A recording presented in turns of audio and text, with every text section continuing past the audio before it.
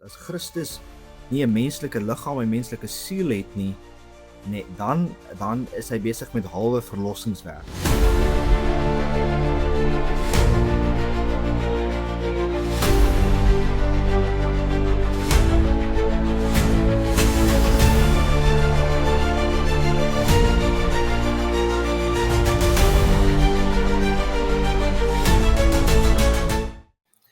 Goeiedag aan al ons luisteraars en baie welkom by nog 'n episode van Om die Woord, waar ons in hierdie reeks episodes dan nou stil staan en kyk na die Heidelbergse Katekismus.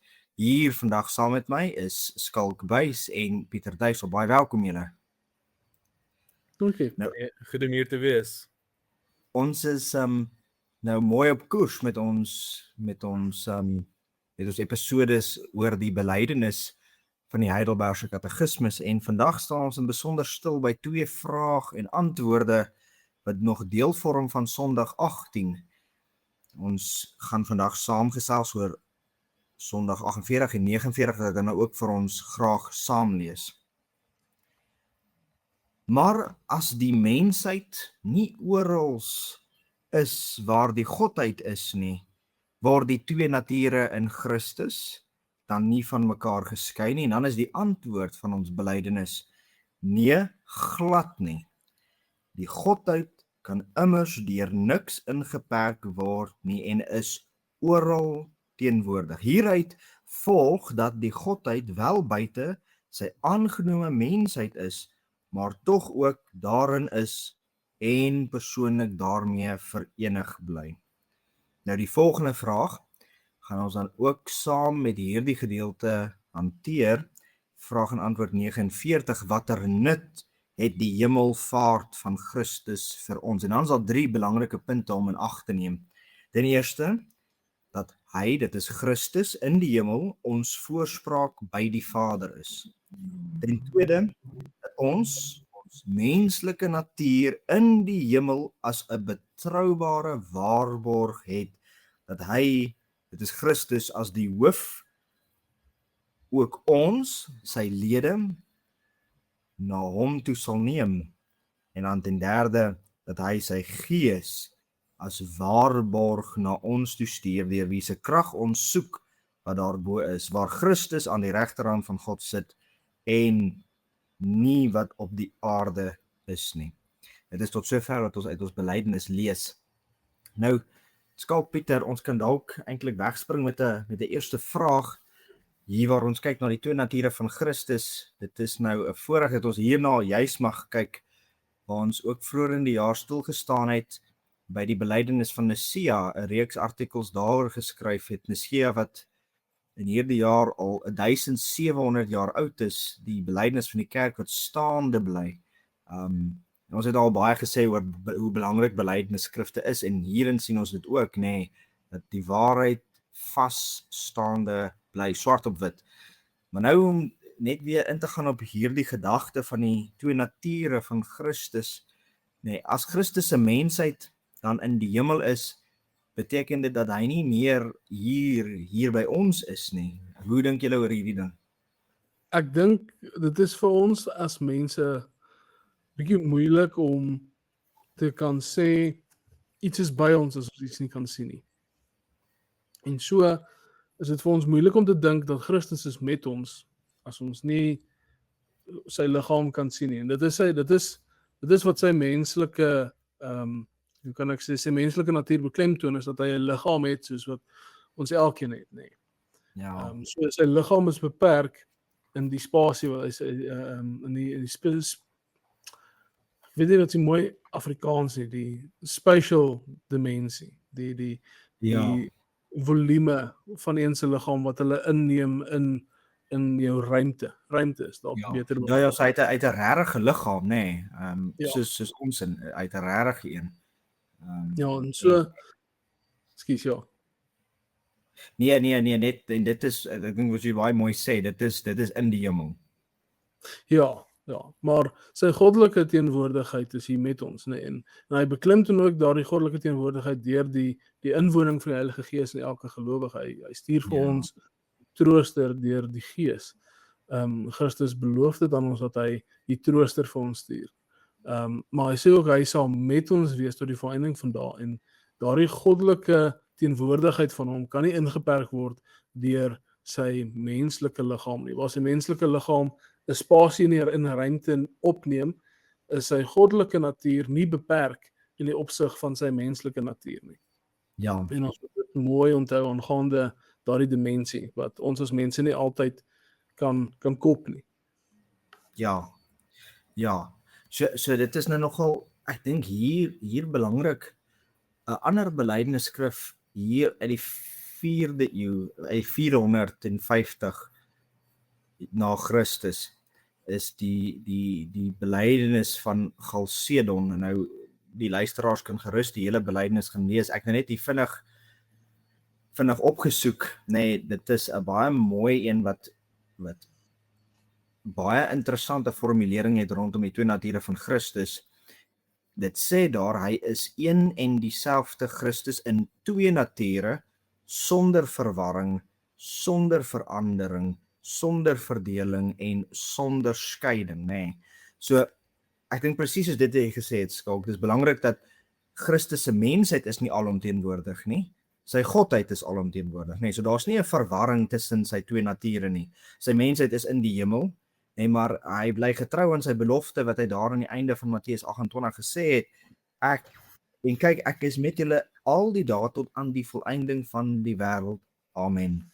So daar's geen verwarring nie. Nou en net vir die luisteraars wat 'n bietjie wil gaan kyk na hierdie belydenis.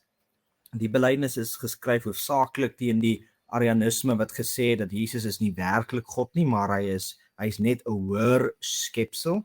Nee, dit is teen die Apollinarisme. Dit is ouens wat gesê het dat hy het nie 'n menslike siel gehad nie. Hy het net 'n goddelike verstand in 'n menslike liggaam. Nee, en daar was 'n baie mooi antwoord. As Christus nie 'n menslike liggaam en menslike siel het nie, nee, dan is hy besig met halwe verlossingswerk. Want as hy nie 'n menslike siel het wat daar na die kruis gesterf het nie, nee, dan vergaan al ons menslike siele en dan is daar geen verlossing nie. En dan het jy die Nestorianisme, nee, hierdie manne het gesê daar is twee persone in Christus, een goddelike en een menslike persoon. Terwyl ons sê daar's nie twee persone nie, een persoon, twee nature, maar 'n belangrike onderskeid. En dan ek sukkel altyd met tegniese terme te gebruik, maar dit is die monofisitisme, of die meer tegniese term is die Eutychianisme. Ek weet nou nie of ek dit reg sê nie. Nou hierdie manne, hulle sê die twee nature. Ja, so hierdie manne het gesê die twee nature van Christus het saamgesmelt in een nuwe mengselnatuur, nee. Dit is sohalf die antieke demigod idee. Dit is nou dwalings wat die belydenis mooi verwerp deur te sê, maar Christus is in sy twee nature, is daar geen verwarring nie, geen verandering nie, geen verdeling nie en geen skeiding nie. So dit is net, ek dink vinnige bynota. Weet jy waarby van julle kant af enige opmerkings is nie? Net dat dit is belangrik om hierdie dinge reg te kry, Loot, want dit is die Christelike geloof uniek maak. Christus is 'n figuur by die ander gelowe ook. Hy is 'n profeet vir die moslems. Hy is 'n skepsel vir die Jehovah's. Hy is God se seun, maar nie self deel van God nie vir die Mormone. So die feit dat ons hierdie dinge oor Christus sê, is wat ons anders maak as die res van die gelowe in verband met Christus. So hierdie dogma is belangrik om reg te kry. Ja, so ek dink 'n mens kan 'n bietjie praat oor Christus se liggaam en spesifiek wat ons glo rakende Christus na sy mensheid met sy fisiese liggaam wat daar in die hemel opgevaar het. En ek wil tog vir ons net hierso dalk twee skrifgedeeltes lees. Die eerste een is uit Romeine 8 vers 34. Wie is dit wat veroordeel? En dan sê Paulus baie mooi, Christus is dit wat gesterf het, ja, meer nog, wat ook opgewek is, wat ook aan die regterhand van God is, wat ook vir ons intree. So met daardie in gedagte wil ek net nog 'n gedeelte lees. Dit is hier uit die briewe van Johannes. Dis die eerste brief van Johannes, hoofstuk 2, en daar sal ek net vir ons die eerste vers voorlees. My kinders, ek skryf hierdie dinge aan julle, dat julle nie moet sondig nie, en as iemand gesondig het, ons het 'n voorspraak by die Vader, Jesus Christus, die regverdige. So, met hierdie twee teksgedeeltes in gedagte, waarom moes Christus liggaamlik opgevaar het na die hemel? Ek weet nie of julle dalk ietsie daaroor wil sê nie.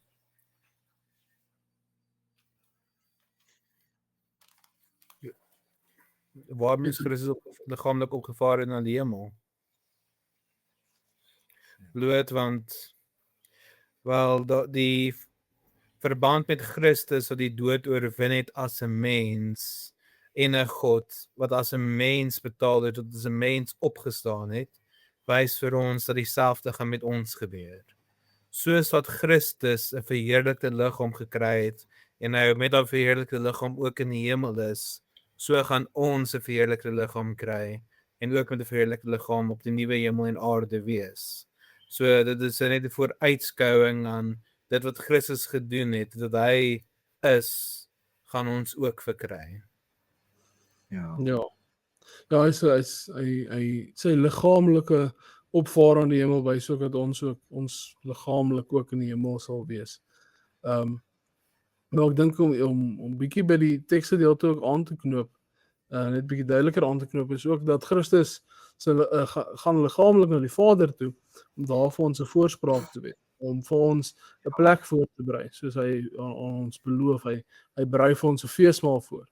En ek dink is Johannes 16, dink Johannes 6, dan sê Christus, ek mag verkeerd wees op die teks, ek laat dit maar net, maar dan sê Christus, dat hy gaan om vir ons 'n plek voor te berei in die hemel.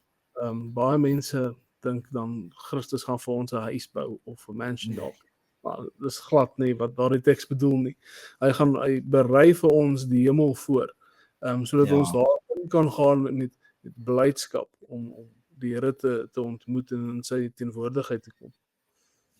Ja, so Christus as ware mens, is daar in die hemele en hy bly vir ons intree, hy is ons voorspraak daar, en hy is daar na sy mensheid besig om ons mensheid te verteenwoordig, as 'n mens dit nou so kan stel. So ons natuurlik en liggaamlik is hy daar vir ons in die hemele. En ek dink wat jy gesê het is ook alles mooi, dit is reg, hy berei vir ons 'n plek voor, hy maak vir ons wonings gereed. So ek dink dit is heel goed, dat ons het 'n voorspraak wat medelee het met al ons liggaamlike kwale in die hemel. Ons het nie iemand wat nie verstaan waardeur ons gaan nie. So nou 'n volgende vraag dalk het ons 'n bietjie aan kan raak, of 'n gedagte, kan Christus se godheid en mensheid ooit geskei word? Nou Pieter, jy het ek dink kan nogal ingaan op hierdie vraag. Nee, dit kan nie. Ja, dat is die kort antwoord. Sondag 5 en Sondag 6 speel nogal saam met hierdie. Dus dat die een vraag eindig dat wat se tipe middelaar benodig ons? Een wat 100% God is, want 'n God kan net die toorn van God dra en die mag om te dra, en een wat 100% mens is, want 'n mens moet vir die mens om sy sonde sterf. So vir ons saligheid kan dit nie. Christus is die enigste wese, is dit die regte woord, persoon, wat aan die vereistes kan voldoen, wat die volmaakte offer kan wees. En die vereistes vir die volmaakte offer is goddelik en menslik ongeskei. En ook dat die hele skrif getuig daarvan dat Christus se menslikheid is deel van die manier hoe ons saligheid ontvang. Hebreërs wat sê ons het 'n hoëpriester en medelee met ons het, wat gelei het op elke wyse net soos ons. Die feit dat Christus menslik is belangrik vir ons om hom te verstaan, belangrik vir ons saligheid, belangrik vir die godsopenbaring. Die feit dat hy goddelik is ook belangrik, want ja, weer eens rampsaligheid en ook hoekom sal mense in 'n mens wil glo asof hy 'n God is. Ons glo in Christus asof hy 'n God is. So ek weet nie of ek Ja. nou mooi verwoord het nie, maar nee, as jy beide skei dan kry jy 'n verbastering wat onvolmaak is en Christus is nie 'n onvolmaakte verbastering nie. Ja. Ja, so dit is belangrik dat ons in die Here se woord kry ons die openbaring van Christus wat neergedaal het en hy het dit geen roof geag om mens te word nie. So jy het eintlik daar baie mooi hierdie gedagte van God wat mens word. Dit is iets wat mense verstand te bowe gaan. Dit is iets wat ons in hierdie lewe nooit sal kan deurgrond nie. Dit is vir ons 'n geweldige geheimnis, die twee nature van Christus, God en mens in een persoon, in die persoon die Here Jesus Christus. En dan baie belangrik wat jy gesê het, dat die feit dat sy daardie identiteit van hom en dat ons dit met reg verstaan, dit loop uit op die verlossingswerk. Want sonder sy godheid sou hy die gewig van die straf nie kon dra nie. En sonder sy mensheid sou hy nie 'n volle betaling, hy sou nie die regte kwalifikasie gehad het om betaling te kan maak nie. Dus daai twee goed is baie belangrik. Ek dink jy dan het geraak, maar ek wil net uitwys wat se Godsopenbaring is, dat God mens geword het. Mens dink dat Christus se lyding het aan die kruis begin, maar as jy in ag neem dat hy was 'n God wat niks of niemand nodig gehad het nie, wat totaal nul tevrede in homself was en nie reg gehad het om dit te wees, want hy is God. En daai God het mens geword, het pyn geken, het honger geken, het selfs tot 'n sekere mate beperkings geken. Julle verstaan wat ek bedoel nie as ek daarby sê. Hy het dinge gewilliglik prys gegee terwyl op aarde is. En daarom kon hy sê dat die Vader alleen weet wanneer die wederkoms is. So die feit dat 'n God gewillig was om soveel prys te gee vir ons, dra by tot God se openbaring, die aard van wie Christus is, die aard van wie ons aanbid, iemand wat soveel prys gegee het. Ja. Nee, ek dink dit is mooi, so dit is belangrik dat ons verstaan dat Christus na sy godheid, na sy mensheid, hierdie twee nature in sy persoon, daar in die hemele is hy ons voorspraak by God ons Vader, sodat die mens eintlik kan sê wanneer ook al God na ons kyk, kyk hy na ons deur die Here Jesus, Hy sien dan uiteindelik die volle betaling wat Christus na sy godheid gemaak het en hy sien die volle skoongewaste mens deur Christus wat daar in hom is wanneer hy na ons kyk. So ons is skoongewas sonder skuld. Dit is wat God sien wanneer hy na ons kyk deur Christus. Hy is ons voorspraak wat vir ons intree. So nou dink ek kan ons bietjie kyk na daai tweede en die derde punt wat vraag en antwoord 49 maak. Wat beteken dit dat ons 'n menslike natuur in die hemel het as 'n betroubare waarborg? Wat moet ons verstaan spesifiek rondom die betroubare waarborg? En dan kan ons ook daarvan af ingaan na die vraag oor wat beteken dit dat die Heilige Gees vir ons 'n waarborg is dat Christus weer ons na hom toe sal neem? Wie die julle gedagtes daaroor? Ja, ek dink dit kom eintlik ook weer neer op daai wat Pieter reeds genoem het, dit is 'n waarborg vir ons dat ons menslike natuur, al is hy deurtrek met sonde, al is hy eintlik oorrompel met sonde, toegevou in sonde. Daai skoonwas wat Christus vir ons gedoen het ons so skoon gewas dat ons menslike natuur, ontvang ons 'n verheerlikte liggaam in die wederkoms, sal ook dan in die teenwoordigheid van die hemel kan ingaan nie. Dat ons ook as mense, nie as ons word nie engele nie, ons word nie een of ander snaakse wese nie, ons bly steeds mense. Ons is steeds mense geskaap in die beeld van God en so het God ook goed gedink om ons 'n liggaam te gee. Hy herskep ons liggaam, hy gee ons nuwe liggame, ja. Maar so gaan jy dan ook met liggaam en siel die hemel in. Nie net siel, Soos wat sommige mense die liggaam en die siel, soos ek dink is die gnostisiste, wat die liggaam en die siel so wil skei. Die een is goed en die een is sleg. Om hulle te skei is ook verkeerd. En so gaan die siel hemel toe, maar ook so die liggaam. Net soos die liggaam hemel toe gaan, so gaan die siel ook. En so sien ons dat Christus die waarborg vir ons daarvan is, nê. En dan natuurlik die werking van die Gees in ons kan ons vashou aan daardie waarborg. Dit is deur die Gees wat ons die vertroue in die Here se waarborg ontvang. Nie deur ons eie vertroue nie. Ja. Nee, so, voor ons aangaan, ek het dit gaan seker maak oor die teksgedeelte, dis Johannes 14, nie Johannes 16 nie. Ja, okay. Nee, so dit is belangrik dat mense bietjie kyk na die woord waarborg. Ek weet daar is in Efesiërs 2 waar daar gepraat word van ons onderpand. Nee, sy verheerlikte mensheid is die pand. Dit is die bewys, die bewys dat God sy skepping nie laat vaar het nie, maar dat dit herstel sal word in Christus. En so dan het jy die gedagte wat uitloop na die Heilige Gees. Die Heilige Gees is self die onderpand van ons erfenis, sê dit in Efesiërs. Daar waar hy woon in ons as 'n goddelike waarborg, wat seker maak dat ons geloof, ons hoop, ons lewens verbind bly aan Christus wat regeer. Die onderpand dat Christus sê, ek stuur vir julle die Heilige Gees, hy dit aan ons beloof, want hy kom weer terug.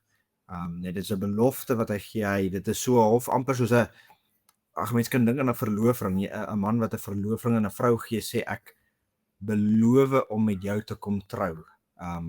Ek beloof dat ons een vlees sal word, ek beloof dat ons een sal word. Dit is wat ons moet verstaan met hierdie, is dat ons het hierdie ryk beloftes met Christus se mensheid in die hemel en die Godheid, die Heilige Gees by ons, het ons hierdie waarborg, hierdie pand. Ons het hierdie verlovingsafspraak, dat daar 'n bruilofsmaal gaan wees, daar gaan 'n troue wees. En dit gaan heerlik wees, ons kan daarvan seker wees, soos Christus sy liggaam in die hemel het, so is sy Gees in ons, en dit is die onbreekbare band tussen die hoof en sy liggaam, tussen die bruidegom en sy bruid. Ek weet nie of daar van julle ook dan 'n bietjie verder gedagtes hieroor is nie. Nee, Ek wil sê. Ek beamoen wat jy sê, Agster. Nee, dit is so baie mooi om te sien dat die eenheid van Christus se kerk kan ons ook dan hier in raak sien, die onderpand. Ek het nie dit so gelees nie. Dit is mooi insig. Dankie daarvoor. Ek moet net vir luisteraars sê, hulle sien reg daar so wanneer hy is agtergeloop het. Ek het nie eens agtergeloop. Hy het die hele kamer opgevat, daar so lê nie. Ek wonder wat van die arme mense na Spotify ding. Hulle daarom verkeer. Maar nee, ekskuus Alistair, jy wil nog iets sê? Nee, so dit is eintlik as 'n mens nou eintlik maar die gedagtes hier kan saamvat. Dan kan 'n mens sê dat Christus is ons waarborg in die hemel, die Heilige Gees is ons waarborg op die aarde, en so is daar vir ons 'n lewende, daar's 'n heilige band tussen hemel en aarde, tussen die hoof en sy liggaam, tussen Christus en sy gemeente. Dit is dit wys op die vereniging wat daar gaan plaasvind en die beloftes wat die Here vir ons gee in die boek Openbaring.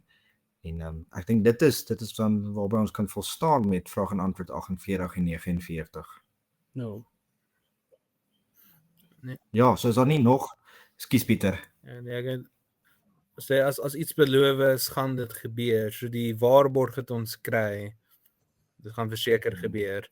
En op die hemel en die aarde kry ons die waarborg dat ons gaan soos Christus nie opvaar nie, maar verheerlikte liggaam kry en by die Vader wees.